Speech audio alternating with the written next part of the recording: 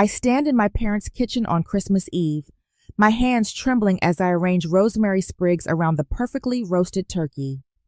The silver serving tray catches the chandelier light, reflecting my flushed face back at me. My mother's voice carries from the dining room, honey sweet, as she introduces my younger sister to someone important. This is our Jessica, the family's pride and joy. She's handling public relations for Montgomery Industries now, Sarah Mitchell announces, her tone brimming with maternal adoration. Senior position, you know, only 27 and already making waves in corporate America. The guests murmur appreciatively. I recognize the voice of Senator Roberts among them, another Christmas Eve surrounded by Massachusetts' elite while I slave away in the kitchen. And your other daughter? Someone asks. A brief pause. Rachel is around somewhere, my mother says dismissively. She's quite handy in the kitchen. My stomach knots. 15 years building Aurora events from nothing to a multi-million-dollar luxury event company. And to my mother, I'm still just the helpful daughter who can be counted on to prepare the family meals. The turkey platter grows heavier in my hands. I straighten my shoulders and push through the swinging door into the dining room. The conversation halts as I enter, 12 pairs of eyes turning toward me, or rather, toward the masterpiece I've spent 8 hours preparing. Here she is now, my mother says, her smile tight. As I place the turkey at the center of the table, Waterford crystal, Wedgwood china, sterling silver flatware, all gleaming under the antique chandelier, she adds with a brittle laugh, "At least Rachel is useful for something." The room tilts slightly. My cheeks burn as Senator Roberts' wife offers a sympathetic smile. I'm 31 years old, responsible for coordinating presidential fundraisers and celebrity weddings, yet here I stand, serving others as though I were staff rather than family. The cranberry sauce is my grandmother's recipe, I manage to say, my voice steadier than I feel. My mother waves her hand dismissively. Rachel always did have a knack for following instructions. I retreat to the kitchen, leaning against the marble counter. After 15 years, I'm still just the kitchen help. The realization sits in my chest like a stone. 15 years, I whisper to myself, disbelieving, and nothing has changed. I remember my first Christmas dinner for the family, 18 years old, desperately trying to please after my acceptance to culinary school instead of the Ivy League path my parents had mapped out. While Jessica unwrapped cashmere sweaters and diamond earrings, I stood in the same kitchen, terrified of disappointing them with my cooking. Just yesterday, Amanda had praised my business acumen after I negotiated the Horizon Resorts contract, a $2.5 million deal that would elevate Aurora events to national recognition. "You're a strategic genius, Rachel," she'd said, her eyes shining with genuine admiration. "They never saw you coming." The kitchen door swings open, and my mother appears, her silver-streaked hair perfectly coiffed, her crimson dress tailored to hide the effects of time. "The senator is waiting for dessert," she says, checking her pearl watch. "What's taking so long?" I look at the lineup of pies and trifles I prepared before dawn. Something shifts inside me, a small, quiet rebellion. "I need a moment," I say, removing my apron. Sarah's eyes narrow. "Don't be dramatic, Rachel. This is what you're good at." My father appears in the doorway behind her, his tall frame slightly stooped now, his expression uncomfortable but silent. David Mitchell, once a formidable businessman, now retired and unwilling to contradict his wife of 38 years. "Is there a problem?" he asks, his voice low. "Rachel is having one of her moments," my mother says. "I'm not having a moment," I reply quietly. "I'm recognizing a pattern." My father shifts uneasily. Outside the kitchen window, snowflakes drift down onto the manicured landscape of their Massachusetts estate. The same estate purchased with money from the business my father sold, the business he never thought to share with me, despite my degree in business administration. My mother gestures impatiently toward the desserts. The Andersons and the Williamses are waiting. Do you have any idea how important tonight is for your sister's connections? The implication hangs in the air between us. My success doesn't matter. My connections don't. Only Jessica's matter. I'll bring them out, I say, picking up the first tray. My mother nods curtly and leaves. My father lingers a moment longer, opens his mouth as if to speak, then follows her without saying a word. In the dining room, I serve each guest personally, smiling professionally, the same smile I use at events where billionaires treat me with more respect than my own family does. Jessica holds court at the far end of the table, her blonde hair catching the light, her laughter musical as she entertains Senator Roberts with some anecdote about her latest PR triumph. My phone vibrates in my pocket just as I serve the last slice of chocolate truffle tart. I check it discreetly. Amanda. Emergency at the office. Horizon contract issue. Need you as soon as possible. I read the message twice. Amanda knows there's no emergency. This is our prearranged signal, her offering me an escape route from family obligations that become too much. I face a choice, maintain the peace or assert my dignity. The faces around the table blur slightly as I make my decision. I have to go, I announce, removing the serving napkin from my arm. Business emergency. My mother's expression hardens. On Christmas Eve? Surely whatever it is can wait until tomorrow. It's the Horizon contract, I say, and for the first time tonight, I see a flicker of recognition in her eyes. She's heard of Horizon Resorts, even if she pretends not to follow my career. Rachel runs some sort of catering business, she explains to Senator Roberts, her voice dripping with condescension. Event planning, actually, I correct her. We're coordinating Horizon's national brand relaunch. The senator raises his eyebrows, impressed. The Horizon deal?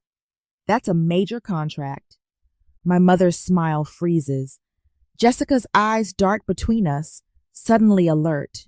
I really must go, I say, gathering my coat and purse from the kitchen.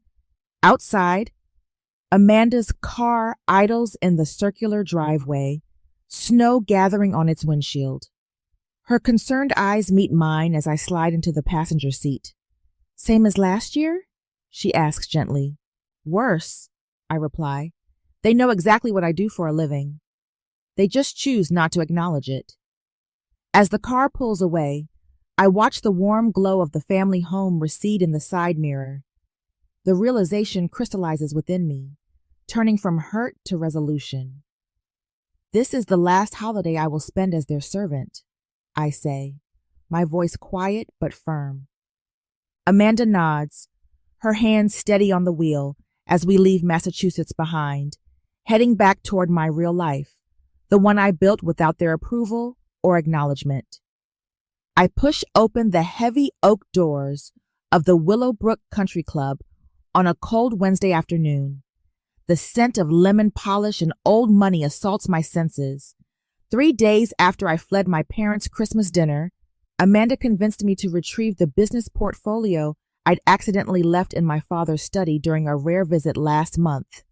They'll be at the club board meeting, she assured me. In and out, no confrontation. The main hall stretches before me, all polished marble and ancestral portraits. A familiar laugh echoes from the small reading room to my left. Jessica's laugh, musical and practiced. I freeze mid-step. The contract signing is next week, so your timing couldn't be better, my mother's voice says, hushed but clear. Rachel has no idea we know about the Horizon deal. My heart hammers against my ribs. I edge closer to the partially open door. The Thompsons are on the Horizon board, Jessica says. Their daughter works in legal. She confirmed it's worth over $2 million. My father clears his throat. Keep your voice down, Jessica. No one's here on a Wednesday afternoon, Dad, Jessica replies. Besides, who would care about Rachel's little catering business? Event planning, my mother corrects her, which is why this Horizon situation is becoming problematic. The Thompsons mentioned Rachel by name at the Christmas party before we could redirect the conversation. I press my back against the wall, my breath shallow. I've been calling her vendors for months, Jessica continues, dropping hints about financial instability. Most were receptive, especially after I mentioned my PR expertise.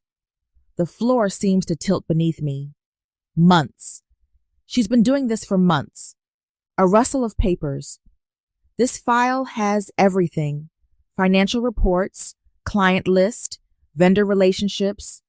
Rachel's surprisingly good at business for someone who couldn't get into Yale.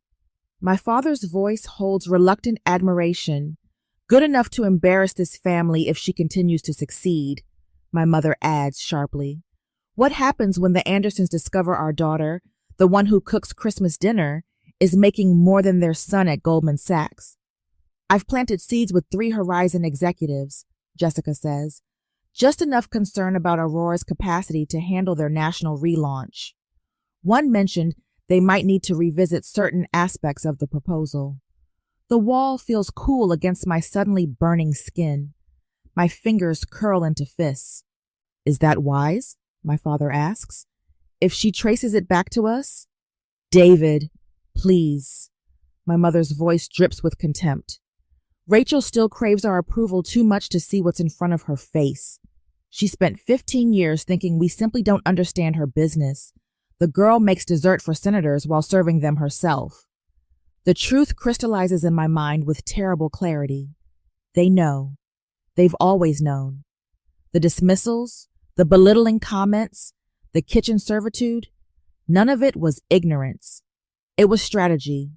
I slip away from the door before they emerge, ducking into an alcove behind a massive fern.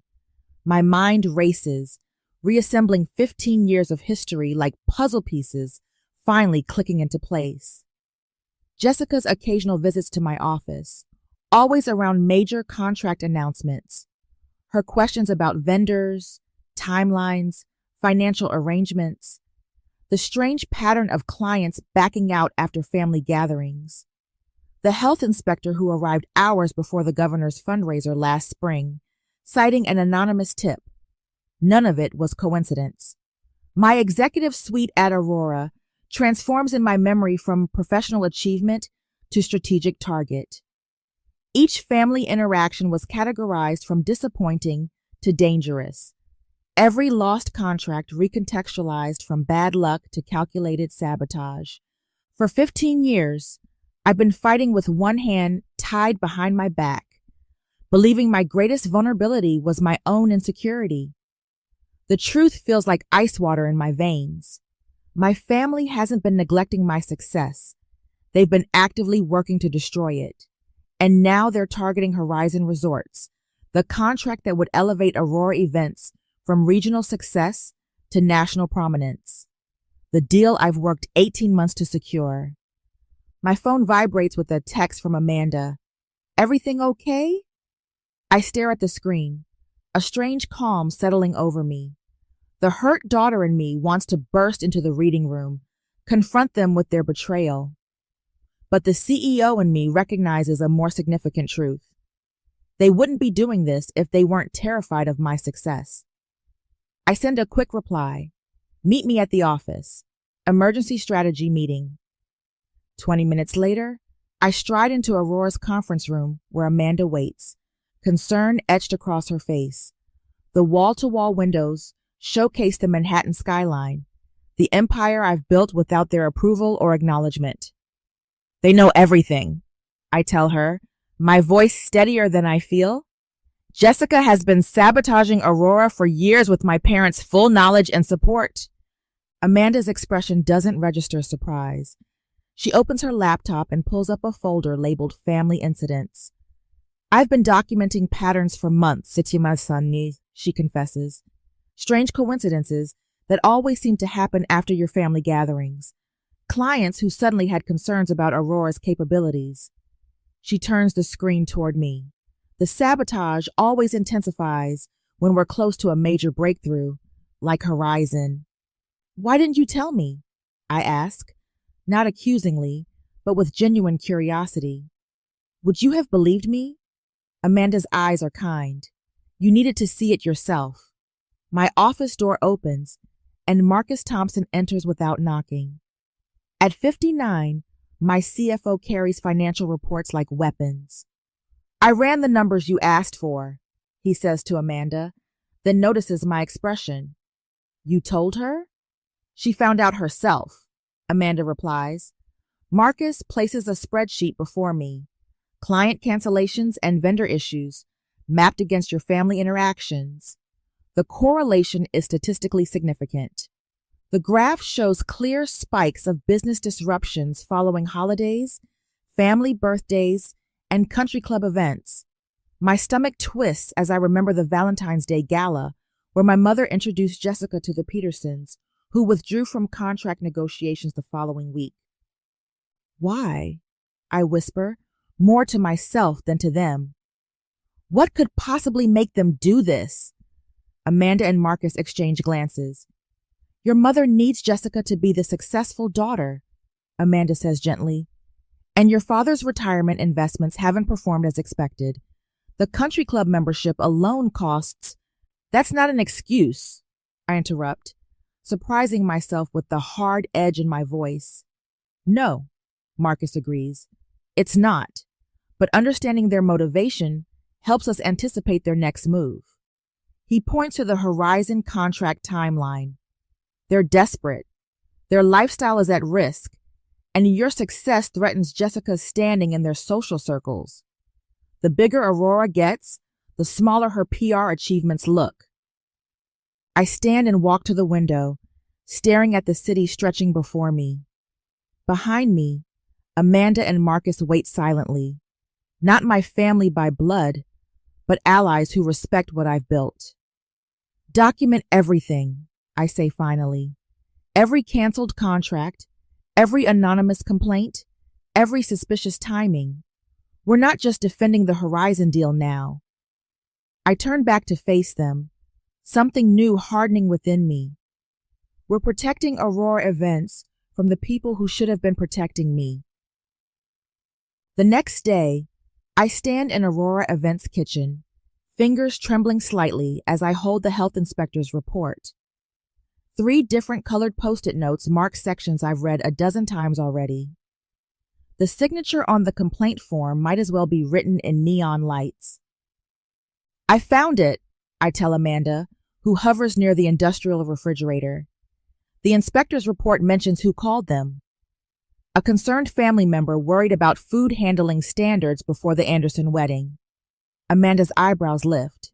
"A family member?" I know. The paper crinkles as my grip tightens. Look at the timing. Every major inspection, every anonymous complaint, they all happen right after I mention our biggest clients at family gatherings. Amanda pulls out a manila folder from her desk drawer. "I've been keeping track. For months now." My chest tightens as she spreads documents across the stainless steel prep table. Inspection dates, family dinner dates, client complaints that materialized from nowhere, and most damning of all, a transcript of Jessica's voice. "You recorded her?" I ask, scanning the typed conversation. "Last month at the vendor showcase. She approached Martinelli's Linens asking about our order volume, claiming she worked with Aurora Events." Amanda's voice hardens. "She's been systematically contacting our suppliers. Rachel." I press my palm against the cool metal table, steadying myself. For 15 years, I've built this company, brick by brick, contract by contract. And all the while, my own sister has been laying explosives at the foundation. "The Horizon contract signing is next week," I say, finally naming our shared fear. "They'll try to stop it," Amanda confirms. "But now we have proof? Then I think it's time for lunch with my sister." I reach for my phone, a strange calm settling over me. Someplace public. The next day, I arrive at Bellini's 20 minutes early. The maitre d' recognizes me immediately. Aurora Events handled his daughter's wedding last spring. "Your usual table, Miss Mitchell? The one with the garden view?" "Actually, Anthony, I prefer something more central today. near the windows facing Main Street. His eyebrows lift slightly, but he nods. Of course. I arrange my evidence neatly beside my water glass. The health inspector's report, the pattern of complaints, the vendor conversation transcripts. A public execution requires proper staging. Jessica sweeps in at 12:15, 5 minutes late as always. Her cream-colored suit matches her pearl earrings, her blonde hair swept into an immaculate chignon, the perfect PR executive image. She air kisses my cheek before sliding into her seat. "You look tired, Rachel," she observes, unfolding her napkin. "Those big events must be so exhausting." "They are," I smile thinly, "especially when someone calls health inspectors to our kitchen the day before." Her fingers pause on the menu, a slight widening of her eyes, almost imperceptible, before she recovers. "What are you talking about?" "I found the inspector's report." I slide the document toward her. "They mentioned who called them. It was you." The bustling restaurant continues around us, waiters gliding between tables, wine glasses clinking, business people laughing. But at our table, silence hangs heavy. "You're being ridiculous," Jessica says finally, pushing the paper away without looking at it. "Am I?" I place another document before her. Here's a pattern of anonymous complaints, all filed within 48 hours of family gatherings where I mention upcoming events. Her cheeks flush slightly. "I don't have time for this." "Make time." My voice remains controlled, measured. "I also have recordings of you contacting our vendors, pretending to work for Aurora Events." Jessica's eyes dart around the restaurant, noting the nearby diners who might overhear. Her perfectly manicured hand reaches for her water glass. "Mother's here," she says suddenly, relief washing over her face. Sarah Mitchell approaches our table, elegant in a tailored burgundy dress. Her eyes take in the scattered papers, her smile faltering. "What's all this?" she asks, sitting beside Jessica. "Evidence," I reply calmly, "of systematic sabotage against my company." Sarah's face hardens. "That's a serious accusation, Rachel." Backed by serious proof, I turned the health inspector's report toward her. The inspector confirmed it was Jessica who called them, claiming food safety concerns. "We were concerned about your standards," Sarah says, her voice dropping to a whisper. "After hearing about that unfortunate food poisoning incident at the Martinez event." "There was no food poisoning incident," I lean forward. "That was a rumor Jessica started. We've never had a single case of food poisoning at any Aurora event." A waiter approaches. Sarah waves him away with practiced charm before turning back to me, her voice honey sweet but eyes flint hard. "You've always been so dramatic, Rachel. We're simply looking out for the family reputation." "You weren't concerned," I counter, my voice steady despite the anger burning through my veins. "You were sabotaging my business." Jessica shifts uncomfortably as a couple at the next table glances our way. For the first time in our shared history, she's the one explaining while I control the conversation. "I was protecting our family name," Jessica hisses, leaning forward. "Your little catering business reflects on all of us. And after what I heard about your sanitation—" "What you fabricated about my sanitation," I correct her. "Aurora Events has perfect health scores, higher than any other event company in the state." Sarah places a restraining hand on Jessica's arm. "Perhaps we should discuss this privately." "No." The word comes out sharper than I intended. "We've had 31 years of privacy. Now we're doing public." A murmur from nearby diners confirms what I already know. We have an audience. For once, my family can't twist the narrative behind closed doors. Jessica's facade cracks slightly. "Fine." I called the health inspector. I was concerned after what I heard from the Hendersons. "The Hendersons who interviewed with your PR firm last month?" I push a printout of their connection toward her. "The same Hendersons who mysteriously canceled their contract with Aurora a week later? Sarah's grip on her purse tightens. I can almost see her calculating the social cost of this confrontation. "What do you want, Rachel?" she asks finally. "I want you to stop interfering with my business. Both of you." I look directly at Jessica. No more calls to vendors. No more rumors to clients. No more health inspectors. Jessica's jaw tightens. "And if we don't?" "Then the next conversation happens with lawyers present," I reply, gathering my evidence, "and includes the district attorney's office." I stand, dropping enough cash on the table to cover all 3 lunches. I've worked too hard for too long to let anyone, even family, destroy what I've built. Outside, Amanda waits in the company car, her encouraging smile visible through the window. My phone buzzes as I approach. "Marcus," I answer, sliding into the passenger seat. "Contract review meeting with Horizon just wrapped," our CFO reports. "Everything's proceeding as planned. Not a single question about our operational standards." Amanda pulls away from the curb as relief washes through me. "Did you tell them?" she asks, nodding toward the restaurant. "Everything," I confirm, watching my mother and sister through the window, their heads bent together in urgent conversation. They know I know.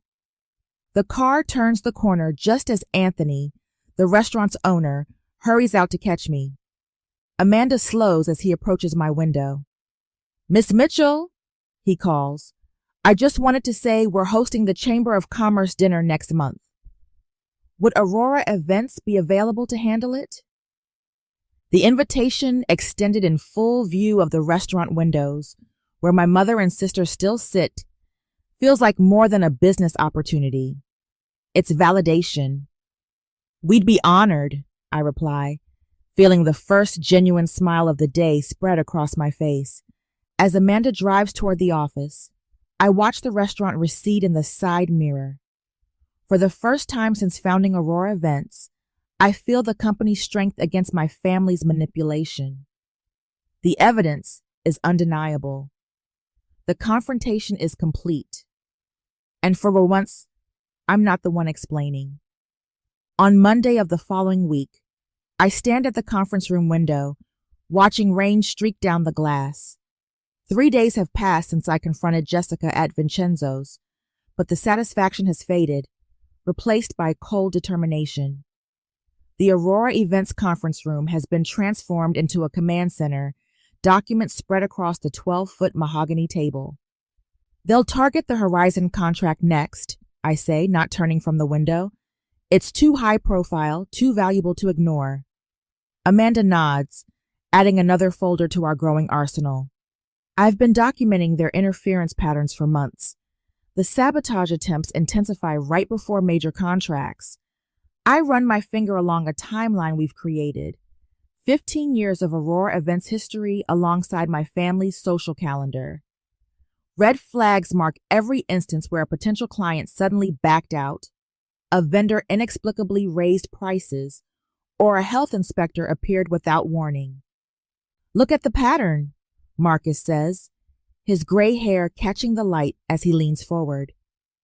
Our CFO's finance background brings analytical precision to what began as gut instinct. Every major setback corresponds with either a family gathering or one of Jessica's PR events. I settle into the leather chair at the head of the table, no longer the daughter seeking approval, but a CEO defending her company. The conference room walls display framed photos of our most successful events: presidential fundraisers, celebrity weddings, corporate rebrands. 15 years of building something meaningful despite systematic undermining. What vulnerabilities does Aurora have that they might exploit? I ask, tapping my pen against the polished wood. Amanda slides a spreadsheet across the table. I've analyzed our vendor relationships, client satisfaction metrics, and financial stability indicators. We're solid, but there are pressure points. I study the document, noting areas where targeted interference could cause maximum damage. The Horizon contract requires flawless execution across 5 cities simultaneously. If they can create doubt about our capacity. Marcus adjusts his glasses. I've prepared complete financial transparency documentation, 15 years of perfect audits, tax compliance, and steady growth metrics. If they attack our financial stability, we're ready.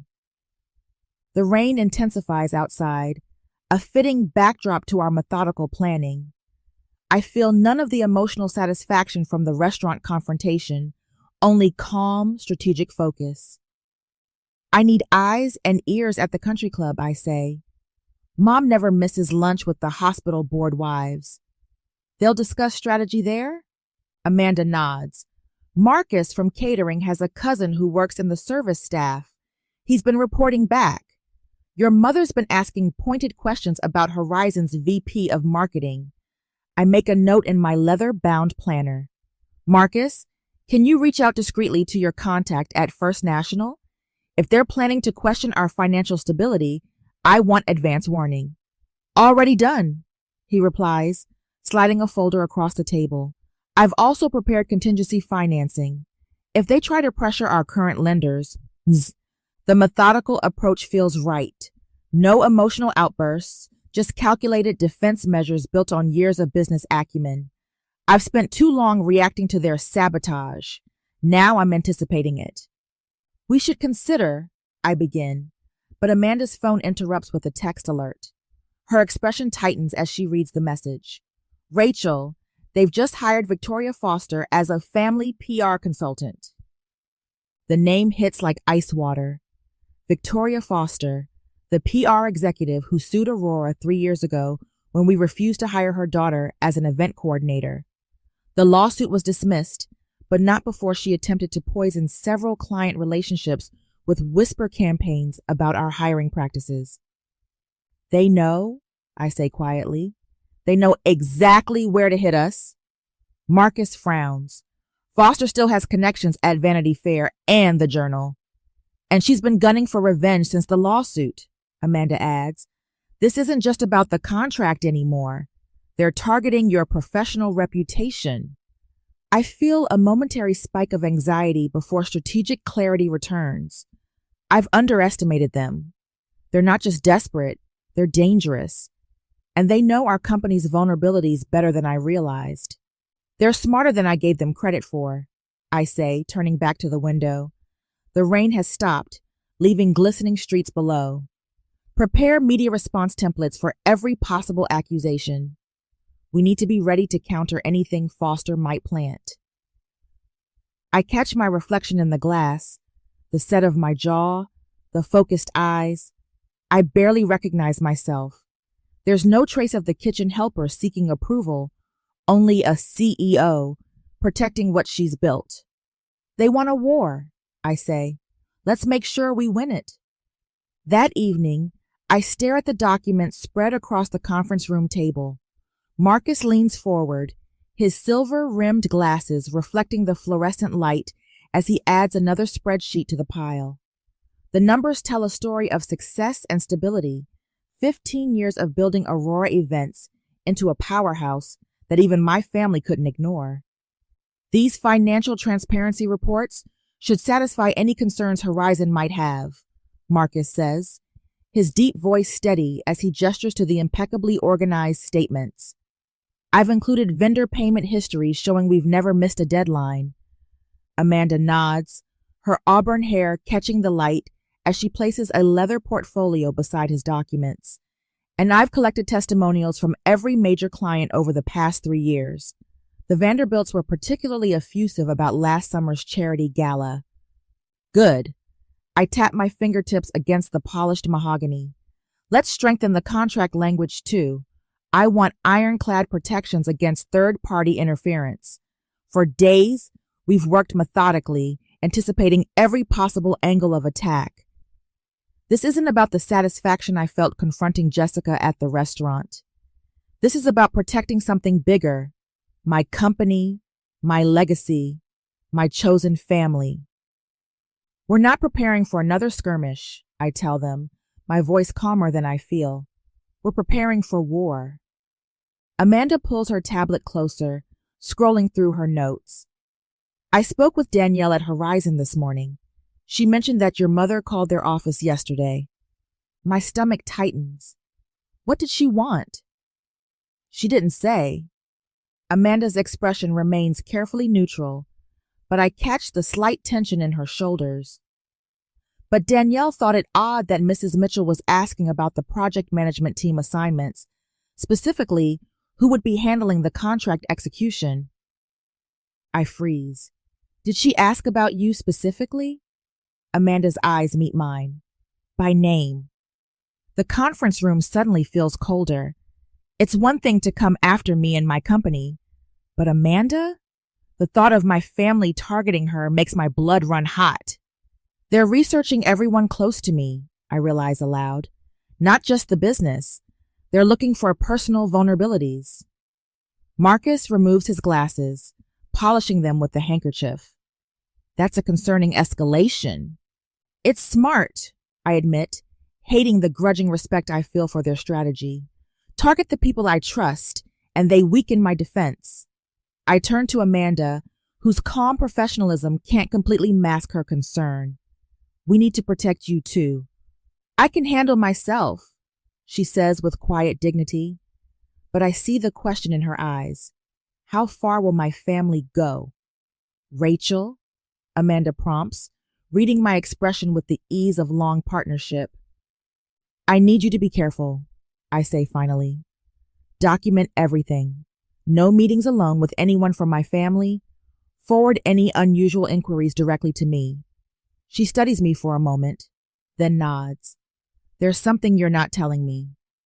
There's a lot I'm not telling you, I admit, because I'm not entirely sure what they're capable of anymore. Her expression softens. I've worked with you for 10 years. Whatever they try, we'll handle it together. Marcus clears his throat. I've adjusted the financial presentations to address any potential questions about Amanda's role in the company. Her track record speaks for itself. I glance between them. My chosen family. The people who've believed in me when blood relations wouldn't.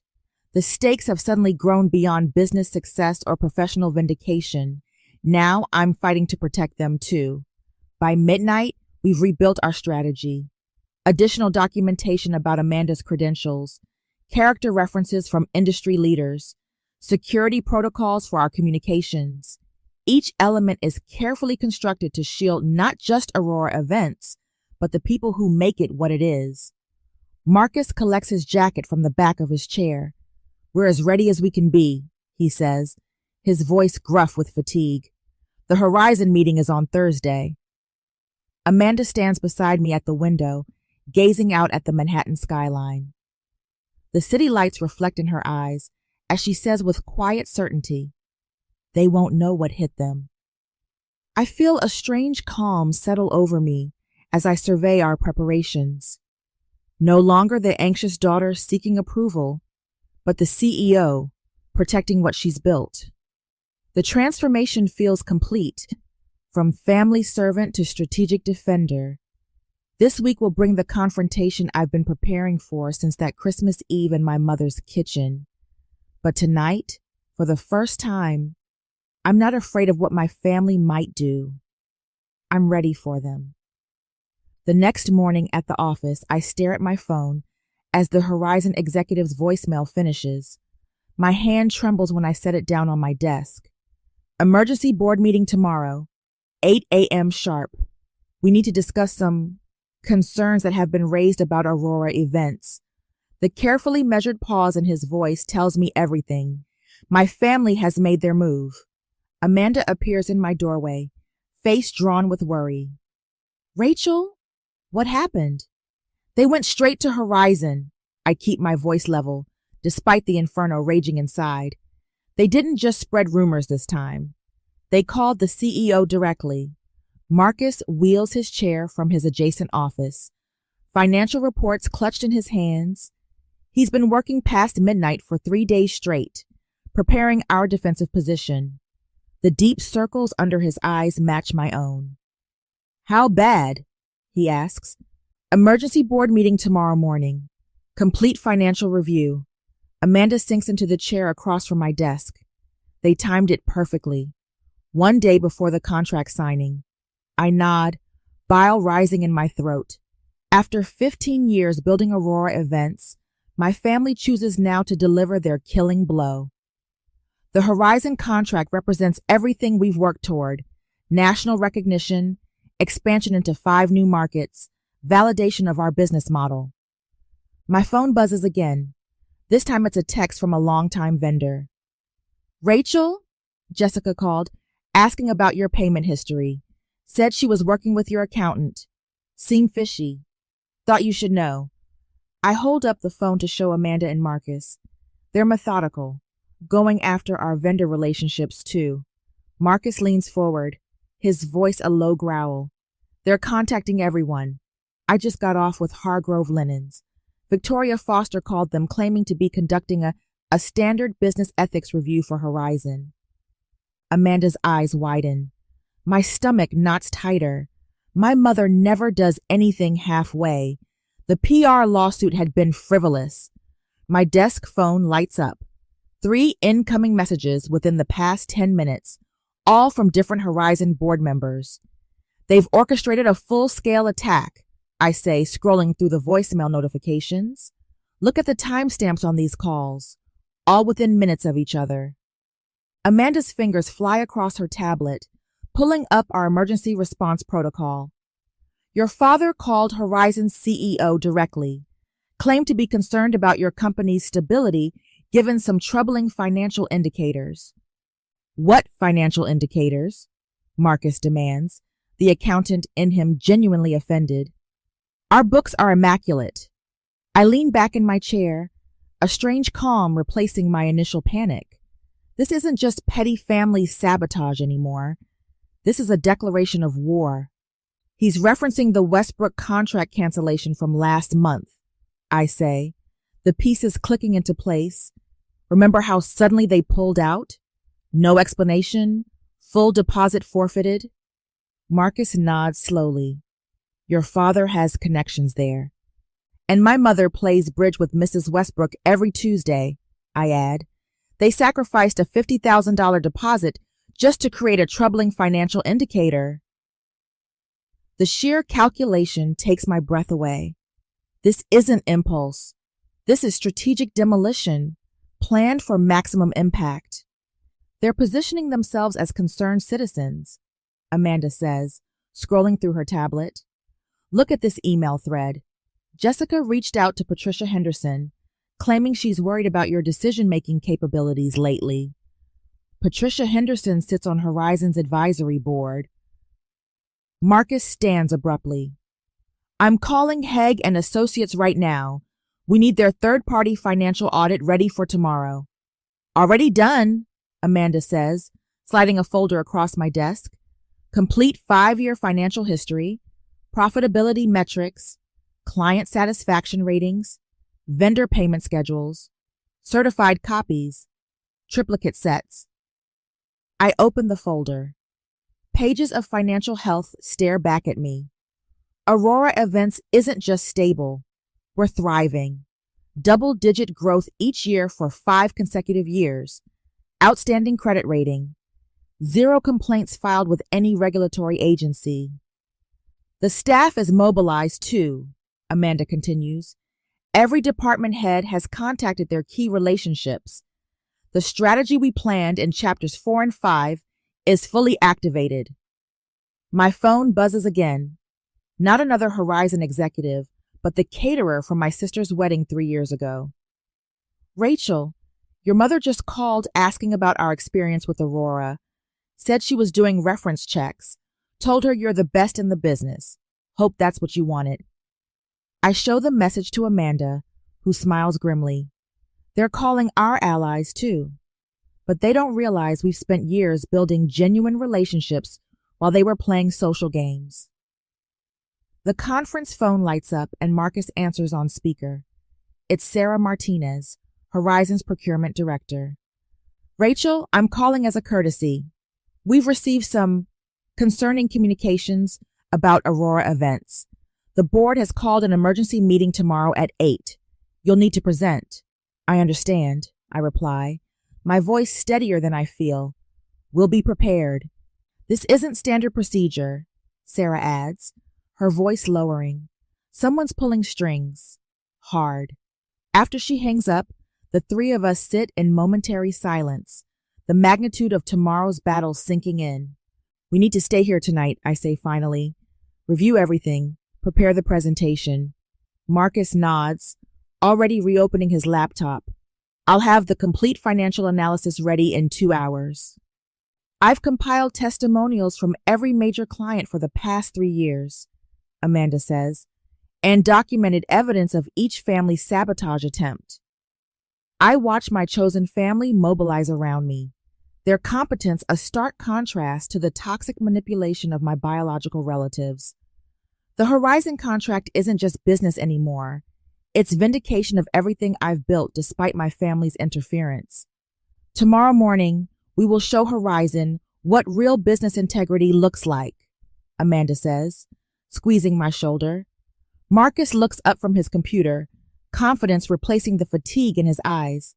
Our numbers tell the real story, Rachel. They can spread all the rumors they want, but facts don't lie. I open my presentation software and begin organizing our defense. Later that night, the timer on my desk, a reminder of where I started, shows 10:42 p.m. Tomorrow's presentation is at 8 a.m. Less than 10 hours to prepare for the fight of my professional life. As I work through the night, one thought sustains me. After tomorrow, either Aurora Events will secure its future, or my family will succeed in destroying everything I've built. There is no middle ground left. The next morning, I walk into Horizon's gleaming boardroom, the morning sunlight streaming through the floor-to-ceiling windows overlooking Manhattan. My heartbeat steadies with each step, despite the stakes. Everything I've built over 15 years balances on what happens in the next hour. The room falls silent as I enter. 20 executives in tailored suits sit around a massive mahogany table, their expressions a mix of curiosity and concern. My gaze locks with Jessica's across the room. Her usual composed smile falters for a split second before returning. Behind her, my mother sits ramrod straight in a burgundy dress that probably cost more than some of my staff's monthly salaries. My father avoids my eyes completely, studying his hands as if they contain answers to questions no one has asked. Victoria Foster stands at the front of the room beside a projection screen, her silver-streaked blonde hair pulled into an immaculate chignon. I recognize her immediately, the PR executive who sued Aurora 3 years ago after we refused to compromise our ethics for one of her celebrity clients. Miss Mitchell, Gregory Townsend, Horizon's CEO, gestures to an empty seat. Thank you for joining us on such short notice. We have some concerns we need to address before proceeding with our contract. I nod, placing my leather portfolio on the table. Amanda sits silently beside me, her tablet ready. Marcus takes the seat on my other side, his presence steady and reassuring. Victoria taps her tablet, and the screen behind her illuminates with Aurora's financial records, or rather, a carefully edited version of them. After conducting a thorough analysis, Victoria begins, her voice carrying the practiced authority of someone who believes her own fabrications, we've identified several concerning patterns regarding Aurora Events' stability and leadership. She clicks to the next slide, showing a graph with selective downward trends. As you can see, client retention has fluctuated significantly over the past 3 years, she continues. Additionally, there have been concerning reports about inconsistent management practices. My mother leans forward, her voice honey-sweet with practiced concern. We felt it was our responsibility to bring these issues to light. We only want what's best for everyone involved. The elegant deception might have worked if I were still the daughter seeking approval in their kitchen. But I'm not that woman anymore. Mr. Townsend, I say, opening my portfolio with steady hands, before we continue, I'd like to address these claims with complete transparency. I slide a USB drive toward their technical director. This contains Aurora's complete financial records for the past 5 years, certified by 2 independent accounting firms. Marcus speaks up, his voice carrying the weight of 30 years in financial management. If I may, I've prepared a comprehensive analysis that tells quite a different story. He distributes folders to each board member. You'll notice our client retention rate is actually 87% over 5 years, well above the industry average of 62%. Victoria attempts to interject, but Townsend raises his hand, already scanning the documents with their narrowed eyes. There's something else you should know, I continue, my voice level, despite the fury burning in my chest. What you're witnessing is not business concern, but personal sabotage. I slide another folder toward Townsend. This contains documented evidence of systematic interference with Aurora's operations, dating back 3 years. Amanda steps forward, activating her tablet display on the main screen. Permission to present evidence, Mr. Townsend? At his nod, she pulls up a timeline, meticulously documenting every instance of interference. Anonymous complaints to health inspectors, calls to vendors expressing concerns about Aurora, even recordings of Jessica actively discouraging potential clients. As Aurora's chief operations officer for 10 years, Amanda says, her voice steady, I've observed a pattern. Every major contract negotiation has been preceded by some form of interference. This Horizon contract has triggered the most aggressive response yet. The room grows uncomfortably quiet as board members review the evidence. My sister shifts in her seat, her knuckles white around her water glass. That's preposterous, my mother interjects, her voice slightly higher than normal. We've only expressed legitimate concerns about Rachel's business practices. Then perhaps you can explain this, Marcus says, directing attention to an email displayed on screen, one showing Jessica contacting Victoria Foster 3 weeks ago, specifically mentioning the Horizon contract. Martin Reynolds, Horizon's chief legal officer, leans forward. Miss Foster, were you aware of the personal relationship between the Mitchells when you agreed to this presentation? Victoria's composure slips for just a moment. I was approached as a professional consultant regarding legitimate business concerns. Legitimate concerns, I repeat, opening another file. Like the health inspector sent to our kitchen the day before the Williams-Thompson wedding?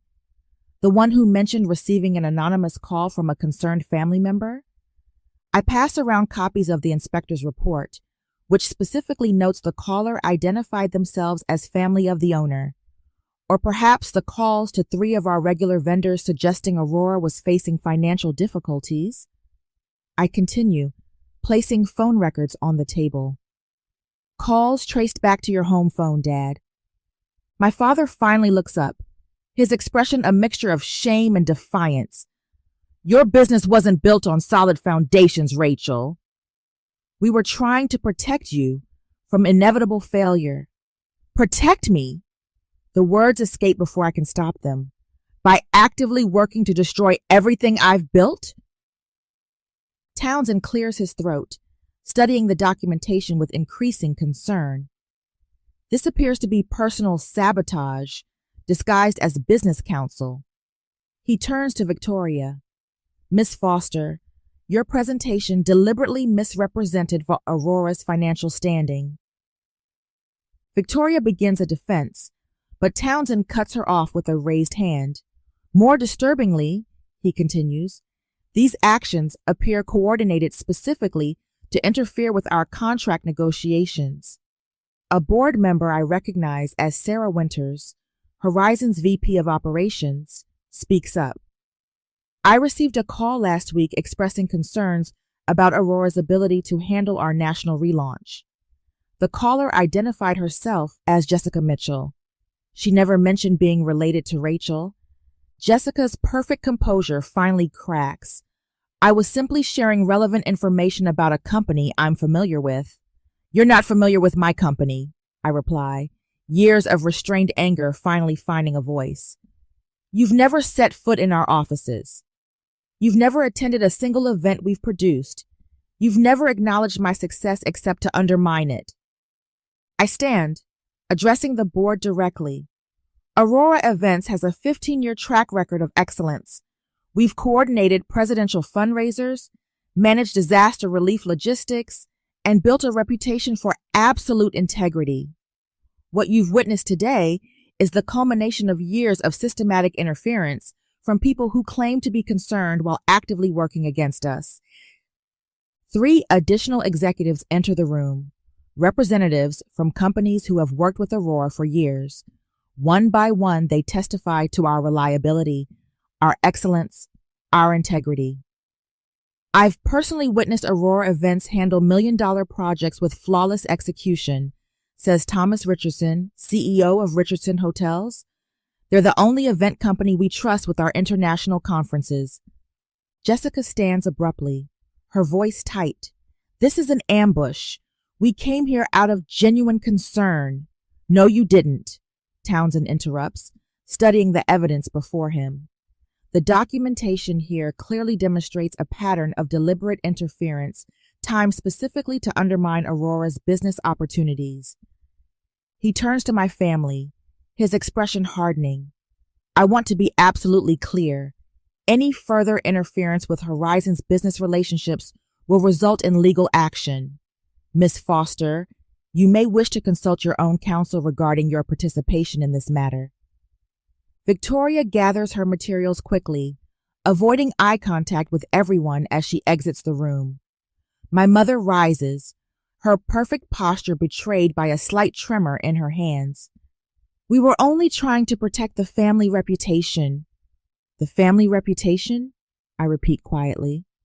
For 15 years, I've built a business with integrity, excellence, and transparency, values that should enhance any family's reputation.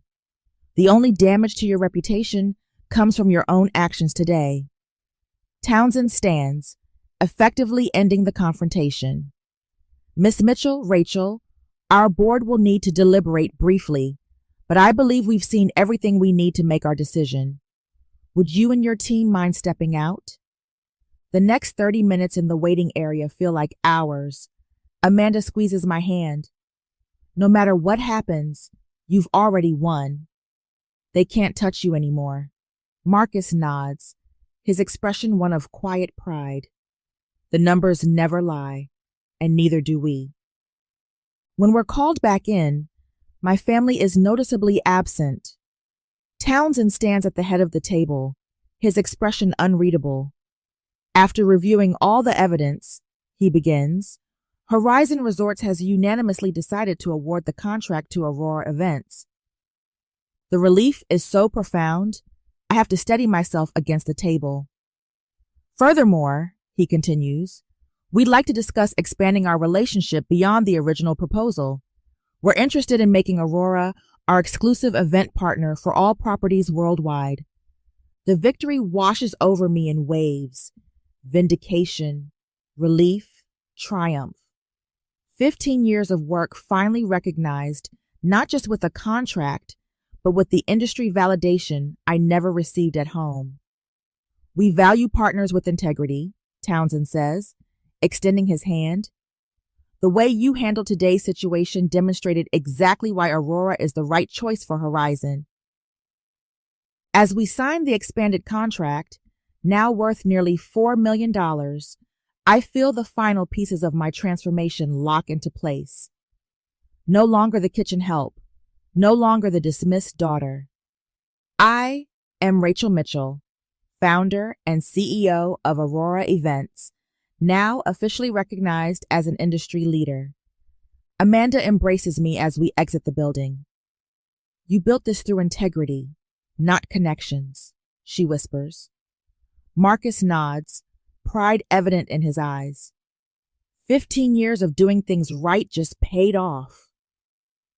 The street bustles around us, indifferent to the seismic shift that just occurred in my life. But I stand taller than I've ever stood, freed from the weight of seeking approval from people determined never to give it. Let's go home, I say, meaning our office, the place where I've always been valued for exactly who I am. I stand on the stage of the Waldorf Astoria's grand ballroom, bathed in warm spotlight as hundreds of industry professionals applaud. The crystal award in my hands catches the light, sending prisms dancing across the crowd. Success requires both talent and boundaries, I say into the microphone, my voice steady and confident. The Aurora Foundation exists to support women entrepreneurs whose families don't recognize their vision. From my vantage point, I can see Amanda beaming from the front table, her silver-streaked hair elegantly styled, pride evident in her posture. Marcus sits beside her, nodding his approval, the financial wizard who helped transform Aurora Events from a struggling startup to an industry leader. The business journals called the Horizon contract a turning point. They weren't wrong. 6 months of industry coverage following the boardroom showdown cemented Aurora's reputation as the premier luxury event planning company on the East Coast. My parents retreated from public events for weeks afterward, their social calendars suddenly empty as Massachusetts society processed the revelations. When I step down from the stage, Amanda hands me a glass of champagne. To boundaries, she whispers, clinking her glass against mine. And to the family we choose, I reply. Marcus joins us, his weathered face relaxed. 35% revenue growth in 6 months.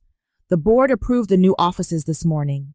Miami and Denver, Amanda adds. Chief Operations Officer has a nice ring to it.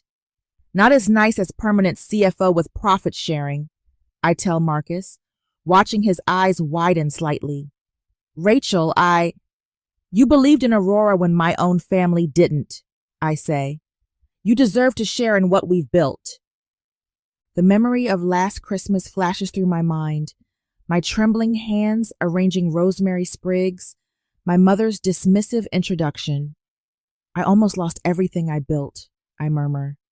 But you didn't, Amanda says firmly. You protected it instead. Later that evening, as guests mingle over dessert, I spot them near the entrance. My parents and Jessica, standing awkwardly in formal attire, holding embossed invitations. I'd sent them as a courtesy, never expecting they'd attend. I cross the room slowly, feeling none of the tightness in my chest their presence usually triggers. Rachel, my mother says, her voice unusually tentative. She looks older, the careful makeup not quite concealing the toll of diminished social standing. Thank you for coming, I reply, professionally cordial. There's a table reserved for you near the center.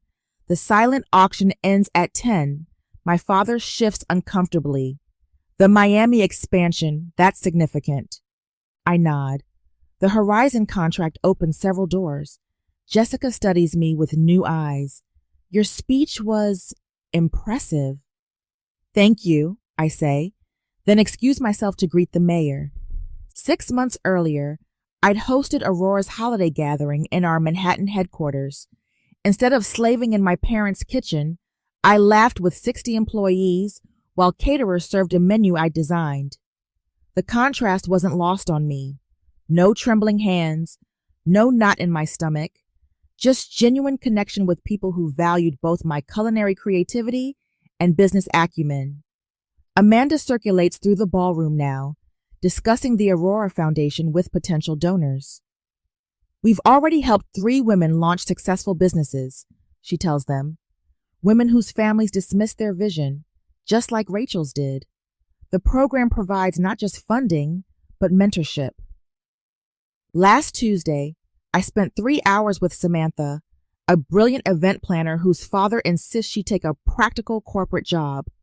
Trust your instincts, I told her, and remember that respect isn't just earned through success, it's required through boundaries.